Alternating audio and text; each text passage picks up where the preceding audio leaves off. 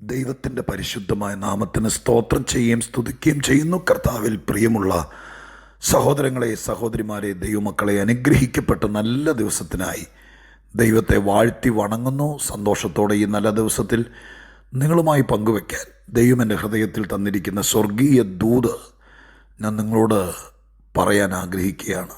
ഒപ്പം എല്ലാവർക്കും വിനീതമായ സ്നേഹവന്ദനം അറിയിക്കുന്നു.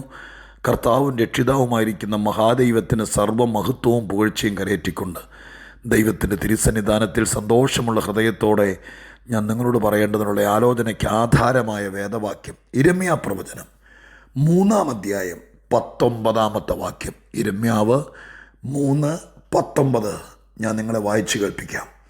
ഞാനോ നിന്നെ ദത്തെടുത്തു, നിനക്ക് ജാതികളുടെ അതിഭംഗിയുള്ള അവകാശമായ മനോഹരദേശം നൽകേണ്ടത് എങ്ങനെയെന്ന് വിചാരിച്ചു. ഞാൻ ആ ഭാഗം ഒന്നോടെ പറയട്ടെ ദൈവമക്കളെ. ഞാനോ നിനക്ക് ജാതികളുടെ അതിഭംഗിയുള്ള അവകാശമായ മനോഹരദേശം നൽകേണ്ടത് എങ്ങനെയെന്ന് വിചാരിച്ചു. ആ വാക്യം എന്നെ ആശ്ചര്യപ്പെടുത്തി. ആ വാചകം, ദൈവം തൻ്റെ ജനത്തെ ദത്തെടുത്ത് വിടിവിച്ച് ചെങ്കടൽ കയറ്റി കനാനിലേക്ക് കൊണ്ടുവന്ന് ദൈവമായ കർത്താവ് എവിടെയെങ്കിലും കൊണ്ടുപോയി അവരെ ഒതുക്കുകയല്ലായിരുന്നു. നമുക്കറിയാം, അവർക്ക് വേണ്ടി ദൈവമായ കർത്താവ് നോക്കി വെച്ച ദേശത്ത് അവരെ പാർപ്പിച്ചു എന്ന് എഹെസ്കേൽ പ്രവചനത്തിൽ ഞാൻ വായിച്ചിട്ടുള്ളത്. അപ്പോൾ വിടിവിച്ച് മിസ്രയീമിൽ നിന്ന് തൻ്റെ ജനത്തെ വിടിവിച്ചെടുക്കുമ്പോൾ തന്നെ ദൈവം അവർക്ക് പിതാക്കന്മാരോട് വാഗ്ദത്തം ചെയ്തിരുന്ന ദേശം ദൈവം നോക്കി വച്ചിരുന്നു. അവിടെ കൊണ്ടുപോയി പാർപ്പിക്കുമെന്ന് ദൈവം നിശ്ചയിച്ചിരുന്നു. അബ്രഹാമിനോട് ദൈവം വാക്ക് പറഞ്ഞിരുന്നു. ആ ഭൂമി ദൈവം മാറ്റിയിട്ടതുപോലെ വെച്ചിരുന്നു. പക്ഷേ ജാതികൾ, ഫെലിസ്തീനും ഹിത്യരും ഹിവ്യരൊക്കെ അടങ്ങുന്ന ഫെലിസ്തീൻ അവിടുത്തെ ജാതികൾ അവിടെ പാർക്കുകയായിരുന്നു. ദൈവം ഈ വാക്യത്തിനകത്ത് പറഞ്ഞിരിക്കുന്നത് ഇങ്ങനെയാണ്: ജാതികൾക്ക് കൊടുത്തിരിക്കുന്ന, അല്ലെങ്കിൽ ജാതികളുടെ മനോഹരമായ ദേശം, ജാതികളുടെ അതിഭംഗിയുള്ള അവകാശമായ മനോഹര ദേശം, അത് എങ്ങനെ തൻ്റെ ജനത്തിന് നൽകണമെന്ന് വിചാരിച്ചു. ഞാനിങ്ങനെ ചിന്തിച്ചു, എന്തിനാ ദൈവം ഇത്രയും വിചാരിക്കുന്നേ? ദൈവത്തിൻ്റെ അല്ലേ ഈ ഭൂമി? ഇത് മനുഷ്യന് പാർക്കാൻ കൊടുത്തതല്ലേ? ദൈവമല്ലേ എൻ്റെ അധികാരി, കുത്തക അവകാശി? ദൈവത്തിന് തോന്നുന്നവർക്കും കൊടുത്താൽ പോരെ? അങ്ങനെയൊക്കെ നമുക്ക് തോന്നും. ഇത് നമ്മൾ നല്ല ഗുണപാഠമായിട്ട് പഠിക്കണം കേട്ടോ. ദൈവം ഏകാധിപതിയാണ്. ദൈവം ചിലരെ തട്ടിക്കളഞ്ഞ് വേരോടെ പറിച്ച് കളഞ്ഞിട്ട് തനിക്കിഷ്ടമുള്ളവരോട് പാർപ്പിക്കുന്നു എന്നൊക്കെയാണ് നമ്മുടെ വിചാരം. പക്ഷെ അങ്ങനെയാണെങ്കിൽ ഇത്രയും ദൈവം തമ്പുരാൻ വിചാരിക്കേണ്ട കാര്യമുണ്ടോ? ആ വാക്ക് വായിച്ചിട്ട് എനിക്ക് നിങ്ങളുടെ ഹൃദയത്തിൽ പതിഞ്ഞോ എന്ന് എനിക്കറിയില്ല.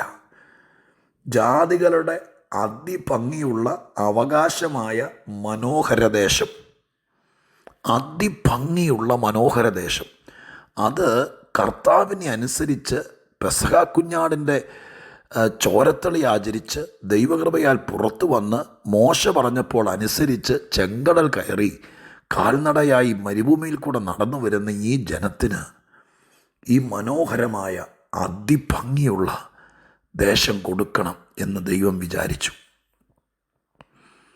ദൈവം വിചാരിച്ചതിൻ്റെ രഹസ്യം പറയാം.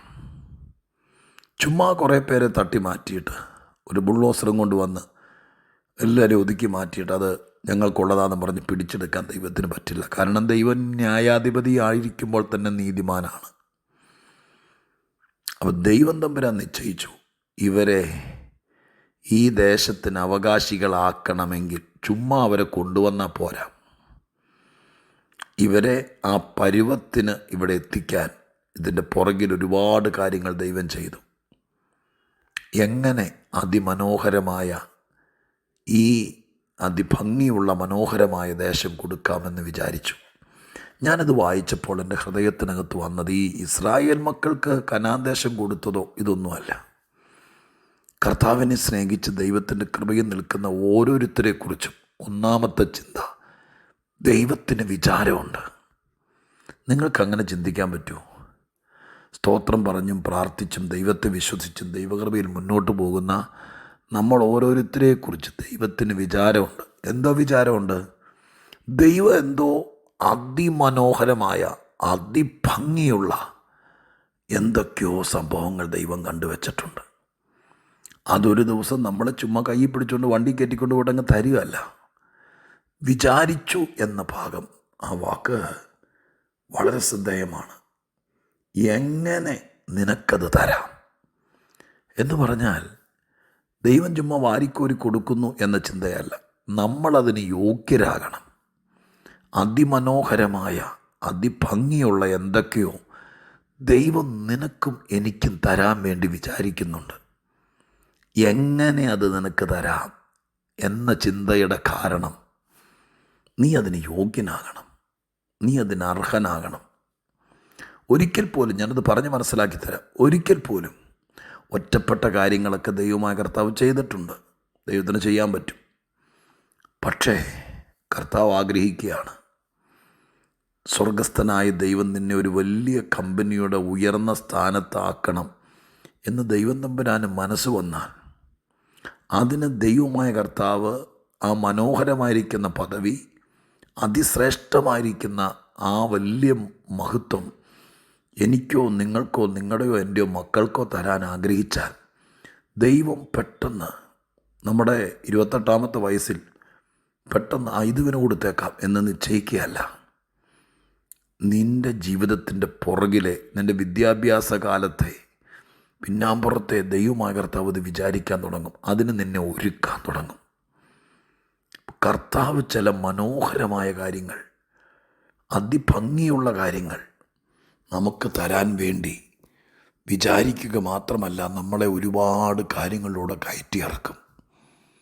ദാവീദിന് അതിമനോഹരമായിരിക്കുന്നൊരു അധികാരമാണ് ഇസ്രായേലിൻ്റെ രാജാവാകുക എന്ന് പറയുന്നത്. അതിന് ദൈവം തമ്പുരാൻ കൗമാരം പിരിയുന്ന കാലം മുതൽ ദൈവം അതിൻ്റെ പണി തുടങ്ങി, ആ വിചാരം തുടങ്ങി. ശൗലിനെ ദൈവം തള്ളിക്കളഞ്ഞിട്ട് ശൗമേലിനെ പറഞ്ഞയച്ച് വീട്ടിൽ വിളിച്ചുകൊണ്ട് വന്ന് അഭിഷേകം ചെയ്തു. അതുകൊണ്ട് മാത്രം ദൈവം ഉടനെ ഇസ്രായേലിനെ രാജാവാക്കിയോ? ഇല്ല. വീണ്ടും ആ പദവിയിലേക്ക് വരുവാൻ ജീവിതത്തിൻ്റെ കളരിയിൽ ഒത്തിരി കാര്യങ്ങൾ പഠിപ്പിച്ചു. അങ്ങനെ ദൈവം ദാവീദിനെ ആ പദവിയിലേക്ക് കൊണ്ടെത്തിച്ചു. ഇങ്ങനെ ഓരോരുത്തരെയും ദൈവം കണ്ടിരിക്കുന്ന അതിമനോഹര പദവിയിലേക്ക്, ഏറ്റവും ഭംഗിയുള്ള പൊസിഷനിലേക്ക്, ആ അവകാശത്തിലേക്ക്, ആ നന്മയിലേക്ക്, ആ അനുഗ്രഹാശീർവാദത്തിലേക്ക് നമ്മളെ കൊണ്ടെത്തിക്കാൻ, അത് നിനക്ക് അവകാശമായി തരാൻ എങ്ങനെ അത് തരാൻ കഴിയും? ആ വാക്കിനർത്ഥമുണ്ട്.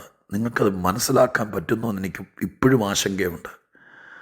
കർത്താവ് ചിന്തിക്കുക, നീ ഇങ്ങനെ വട്ടം കറങ്ങി നടക്കുമ്പോൾ, നീ ഇങ്ങനെ തെന്നിമാറി നടക്കുമ്പോൾ, ഇപ്പോഴും അരവിശ്വാസത്തോടെ ആരെയൊക്കെ ഭയപ്പെട്ട് നിൽക്കുമ്പോൾ, കർത്താവ് വിചാരിക്കുക, എൻ്റെ ഈ കുഞ്ഞിനെ എങ്ങനെ പൂർണ്ണ വിശ്വാസത്തിലേക്ക് കൊണ്ടുവന്ന് ദൈവത്തെ അനുസരിക്കുന്നവനോ അനുസരിക്കുന്നവളാക്കിയിട്ട് എങ്ങനെ ഞാൻ വാക്ക് പറഞ്ഞത് ഇവർക്ക് കൊടുക്കാൻ പറ്റും? അങ്ങനെ ദൈവം തമ്പുരാൻ വിചാരിക്കുക. ആ വിചാരത്തിൻ്റെ അനന്തരഫലമാണ് പലപ്പോഴും പല ശോധനകളും പല കഴുകലുകളൊക്കെ നമ്മുടെ ജീവിതത്തിൽ നടക്കുന്നത്.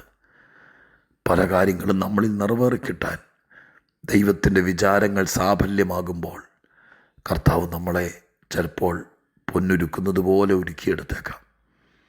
എങ്ങനെ നിനക്ക് ഇതൊക്കെ തരാൻ കഴിയും എന്ന് സ്വർഗം വിചാരിക്കുന്നു. എന്തൊക്കെയോ കണ്ടുവച്ചിട്ടുണ്ട്, എന്തൊക്കെയോ നോക്കി വെച്ചിട്ടുണ്ട്.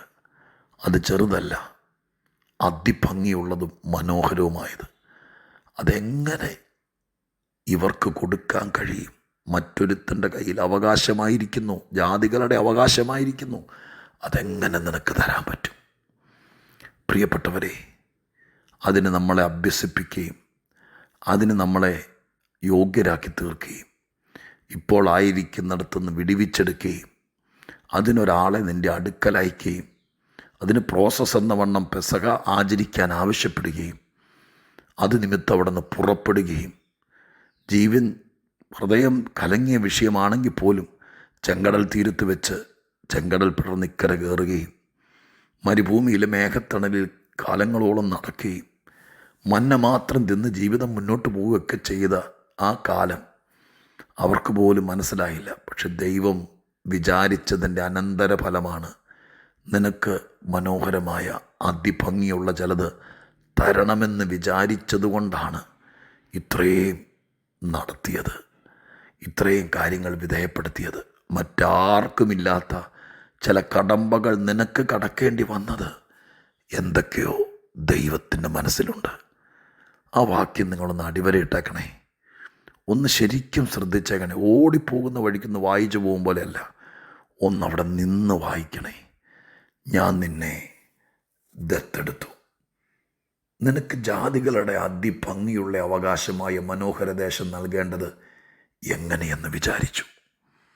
എന്തൊക്കെയോ തരാൻ വേണ്ടി ദൈവം വിചാരിച്ച് ഒരു മൂലയിലിരിക്കുകയല്ല. ദൈവം നിന്നെ ആ സ്ഥിതിയിലേക്ക് കൊണ്ടുവരുവാൻ എന്തൊക്കെയോ നിന്നിൽ ചെയ്തുകൊണ്ടിരിക്കുക. ഈ കാലഘട്ടത്തിൽ ഈ പ്രതിസന്ധികളും പ്രശ്നങ്ങളും എന്ന് നീ പറയുന്നത് സ്വർഗം എന്തൊക്കെയോ ചെയ്യുക. ബാക്കി കൂടി ദൈവം നിർവഹിക്കട്ടെ. അത് കഴിയുമ്പോൾ ആ മനോഹര വസ്തു, ആ ഭംഗിയുള്ളത്, അതിമനോഹരമായത് സ്വർഗം തരും. നമുക്കതിനായിട്ട് അവകാശത്തിനായി കാത്തിരിക്കാം. അതുവരെ നമുക്ക് വിധേയപ്പെടാം, ദൈവത്തിൽ ആശ്രയിക്കാം, പ്രാർത്ഥിക്കാം. പരിശുദ്ധ ദൈവമേ, ഞങ്ങളുടെ സ്വർഗീയ പിതാവേ, അനുഗ്രഹീതമായ ഈ നല്ല ദിവസവും കർത്താവിൽ നിന്ന് കേട്ട നല്ല വാക്കുകൾക്ക് നന്ദി. ഞങ്ങൾക്കെങ്ങനെ ചില കാര്യങ്ങൾ തരാം, നല്ല ആരോഗ്യം, നല്ല മക്കൾ, നല്ല കുടുംബജീവിതം, നല്ല ശുശ്രൂഷ, ഇതൊക്കെ എങ്ങനെ തരാം എന്ന് ചിന്തിച്ചും വിചാരിച്ചും അതിനുവേണ്ടി വഴികൾ ഒരുക്കിയും നടത്തുന്ന ദൈവത്തിന് നന്ദിയപ്പ. തിരുമുമ്പിലേൽപ്പിക്കുന്ന കൃപ കൊണ്ട് നിറയ്ക്കണമെന്ന് പ്രാർത്ഥിക്കുന്നു. എല്ലാ അനുഗ്രഹങ്ങൾക്കായി നന്ദി. യേശുവിൻ നാമത്തിൽ പ്രാർത്ഥിക്കുന്നു. കേൾക്കണമേ സ്വർഗീയ പിതാവേ. ആമേൻ.